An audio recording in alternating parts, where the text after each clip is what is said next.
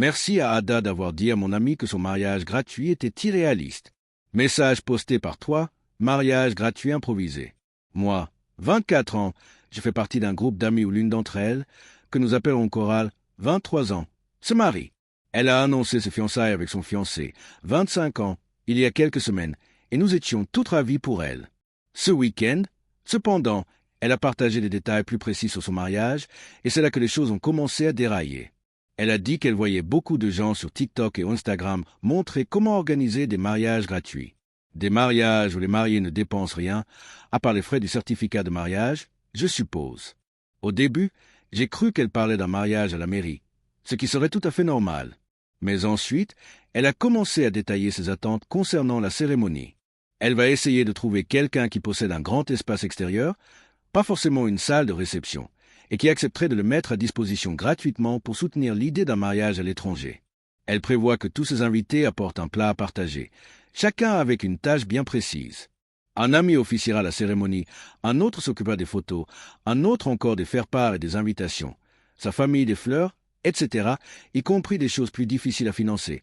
À mon avis, comme la location d'une grande tente, la décoration, les cadeaux pour les invités, les enceintes, le groupe de musique, etc. Je ne sais pas ce qu'elle avait prévu pour sa robe. De plus, Coral et son fiancé ne semblent pas être dans le besoin. Elle est comptable dans une grande entreprise et son fiancé travaille dans la vente de logiciels, je crois. En plus, ses parents sont très riches. On dirait qu'ils veulent juste un mariage gratuit pour le principe. Ce serait acceptable, mais elle ne fait que reporter tous les coups sur les autres, dont certains sont probablement moins fortunés. Elle m'a dit qu'elle voulait que je fasse le gâteau et m'a envoyé des photos pour m'inspirer. Les gâteaux étaient incroyablement sophistiqués. On parle de fleurs en fondant à plusieurs étages, de feuilles d'or, et l'un d'eux avait même un décor aquarelle peint à la main. Je ne suis pas pâtissière professionnelle. J'aime juste faire des cookies et des brownies de temps en temps. Je lui ai dit que ces gâteaux me prendraient probablement des jours à faire et qu'ils ne seraient pas aussi réussis. Elle a un peu ri et a dit « Oh, l'important c'est que ce soit parfait. C'est juste que tout le monde participe. Ce sera sympa. » Je lui ai répondu que, même si ce n'était pas le cas, ce qu'elle décrivait revenait à ce que ses amis et sa famille financent au mariage avec du temps, de l'argent et de l'énergie, et que c'était un peu injuste d'attendre des gens qu'ils dépensent autant pour son mariage gratuit. Ou alors, elle s'attendait à ce que tout le monde vienne à un événement sans intérêt et fasse semblant que c'était génial. C'est comme un projet de groupe auquel aucun d'entre nous n'avait envie de participer parce qu'on a déjà nos diplômes et qu'on est passé à autre chose, donc on n'a pas besoin des crédits. Elle a 1 an de plus que nous. Je lui ai dit que si elle voulait un mariage gratuit, elle ferait mieux de se marier en secret ou à la mairie parce que ce n'est pas vraiment gratuit. C'est gratuit juste pour elle. J'aurais peut-être dû être un peu plus ferme dans mes propos, mais je n'ai pas juré ni l'ai insultée. Elle est devenue très silencieuse, m'a juste regardé pendant 1 minute environ, puis est partie, raccompagnée chez elle par un autre ami. Plus tard dans la soirée, j'ai reçu un message de cet ami qui disait que j'avais vraiment blessé Coral et que même si les plans étaient un peu irréalistes, j'aurais dû la laisser tirer cette conclusion d'elle-même. Coral m'a ensuite envoyé un message pour s'excuser et me dire de ne pas m'inquiéter pour le gâteau, sans plus d'explications. Je me sens vraiment mal maintenant, surtout que Coral était si heureuse et enthousiaste et qu'elle ne m'a jamais dit de méchanceté. J'aurais peut-être dû accepter l'idée du gâteau puisqu'elle avait dit que ça ne la dérangerait pas s'il était raté. Mais j'ai peur que son mariage n'ait pas été à la hauteur de ses espérances. J'étais aussi frustré par cette histoire de gâteau. Commentaire pertinent. C'est l'auteur du commentaire, pâle ou la méchant. Elle va avoir une mauvaise surprise la première fois qu'elle demandera une tente de réception gratuite. C'est hors de prix à louer. Deuxième commentaire. Je voulais un mariage pas cher quand on était en master et nos familles ne pouvaient pas beaucoup nous aider. J'ai loué un abri dans un très joli parc avec une cascade à proximité pour $50. Mes parents ont apporté un barbecue. Ma belle-mère a apporté un présentoir à cupcakes. J'ai fait des centres de table avec des fleurs artificielles. Les demoiselles d'honneur ont choisi leurs robes et les garçons d'honneur ont porté leurs propres vêtements et une cravate assortie. Ensuite, on avait un chalet pour que les invités se retrouvent après. Un ami a officié la cérémonie, mais c'était un mariage illégal. On l'a fait 2 semaines avant et voilà. On peut organiser un mariage à petit prix. Par contre, un mariage de luxe gratuit, c'est impossible. Troisième commentaire. C'est vraiment gentil de sa part de te laisser dépenser une centaine de dollars pour les ingrédients du gâteau de ton propre poche pour son mariage. Quatrième commentaire. Franchement, je travaille tout le temps juste pour pouvoir payer mon loyer et manger tous les jours. Il faudrait que je prenne des congés avant le mariage pour faire ce fichu gâteau. Et encore une fois pour le jour J. J'ai déjà du mal à aller faire mes courses moi-même pendant les heures d'ouverture, car je travaille de nuit et mes jours de congé sont rarement consécutifs. Je ne peux littéralement pas me permettre une semaine de congé, et c'est pourtant ce que cela impliquerait. Ce n'est pas une demande réaliste, même pour des personnes qui veulent vraiment aider. Mon avis est tranché. Si vous n'avez pas les moyens de vous offrir le mariage de vos rêves, revoyez vos attentes à la baisse ou attendez. Ne faites pas peser le coût sur vos amis et votre famille.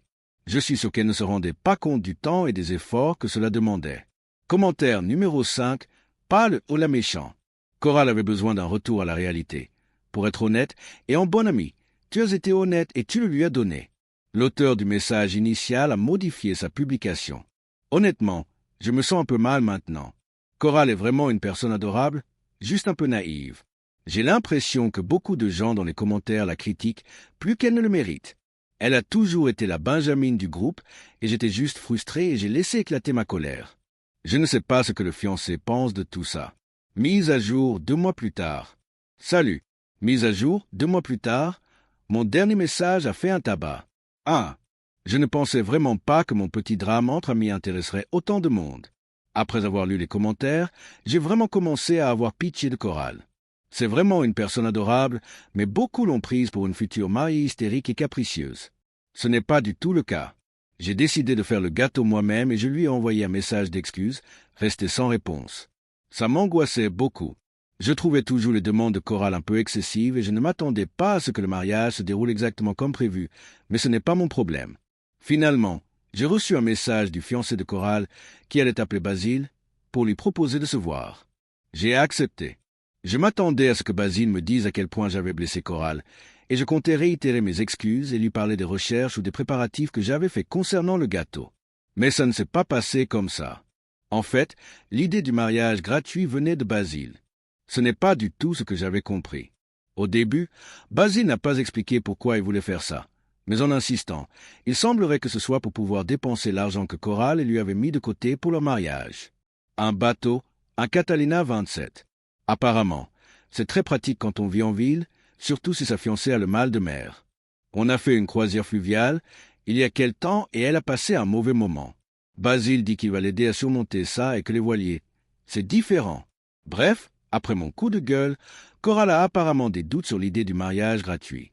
Basile m'a demandé de lui parler, de m'excuser et de lui dire que finalement, ce n'est peut-être pas une si mauvaise idée. En gros, il a dit que je lui devais de l'aider à réparer les dégâts que j'ai causés. Ça ne me plaît pas du tout. Je ne veux pas créer de tension entre Coral et Basile. Mais lui dire que je pense finalement que c'est une bonne idée, c'est comme mentir. Et j'imagine que cautionner activement un désastre potentiel, c'est aller plus loin que d'accepter simplement mon rôle de bénévole. De plus, c'était ma première vraie conversation avec Basile. Et je dois dire que je ne suis pas totalement convaincu que ce soit quelqu'un de bien. Je ne sais pas s'il l'a manipulée pour qu'elle accepte, mais c'est un peu l'impression que ça donne. Alors, que faire? Ça fait un moment que je n'ai pas parlé à Basile, donc il faut vraiment que je fasse quelque chose. Soit suivre sa demande, soit m'impliquer davantage dans cette histoire en disant à Coral que je ne pense pas que le mariage, ni même l'union en général, soit une bonne idée. Commentaire, je n'ai jamais compris cette mentalité de ne pas vouloir semer la discorde entre eux. Ce n'est pas vous qui lui montrez le genre de personne qu'elle veut épouser, c'est son comportement. Cela dit, je lui dirai les choses telles qu'elles sont. Il veut que vous la convainquiez pour son propre intérêt. Ceci étant dit, pas le crétin. Et après ça, on dirait qu'elle avait besoin d'un électrochoc pour se méfier de ses intentions et commencer à voir clair dans son jeu. Pour être tout à fait honnête, la réponse de l'auteur est peut-être plus égoïste que ça. J'ai dit, semez la discorde. Mais peut-être que ma crainte est que si je dis clairement à Coral ce que je pense de Basile, s'ils restent ensemble, je risque de perdre Coral comme ami. Et je ne veux pas ça. Deuxième commentateur, pourquoi ne pas simplement montrer à Coral que vous êtes là pour elle, quoi qu'elle veuille? Ne cédez pas à la demande de Basile. Soyez juste là pour Coral. Proposez-lui de la voir et demandez-lui comment elle va. Et écoutez-la. Sois fidèle à toi-même et sois un bon ami pour elle. C'est facile à dire, mais il faut le faire. Réponse de l'auteur, merci. C'est vraiment ce que je veux faire. Mais comme elle n'a pas répondu à mon dernier message, je me demande si elle acceptera de me voir si je ne retire pas d'emblée toutes mes inquiétudes d'avant. Troisième commentaire, je suppose qu'elle est au courant pour le bateau. Si oui, minimise tes remarques.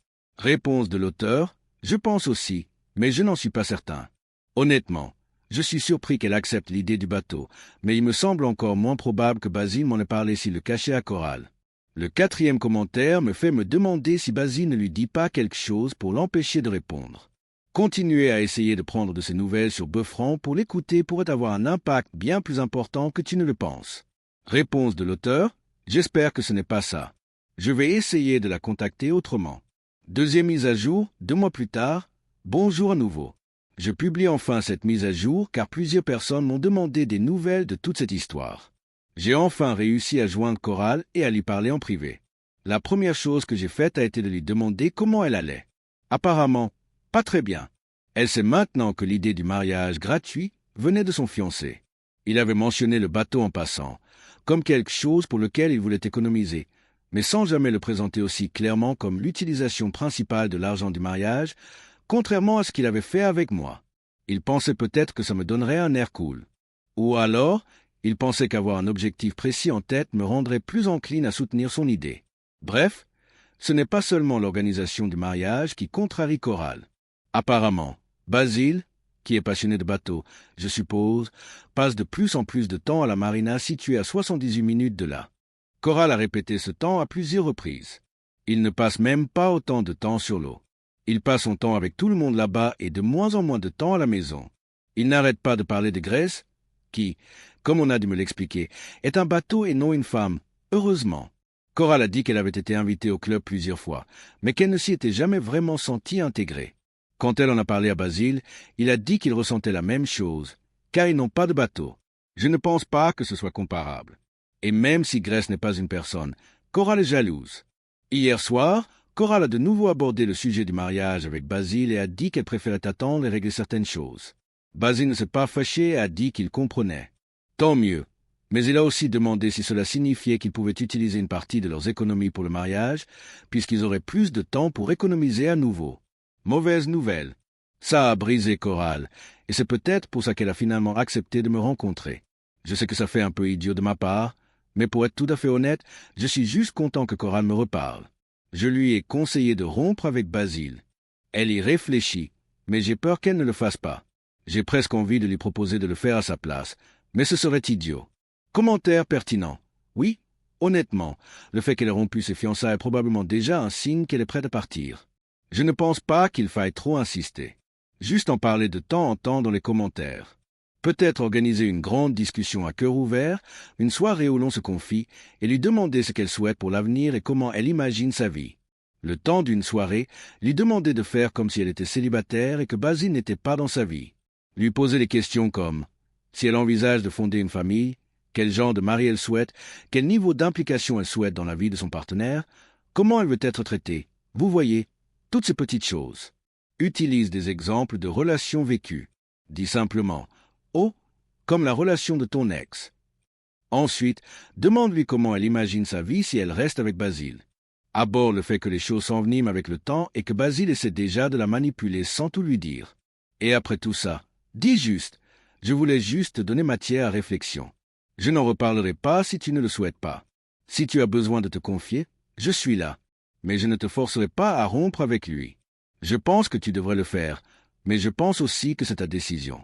Et j'espère qu'en réfléchissant plus clairement à la vie que tu souhaites, tu y parviendras. » Réponse de l'auteur. C'est un conseil très judicieux et mature. Je vais essayer.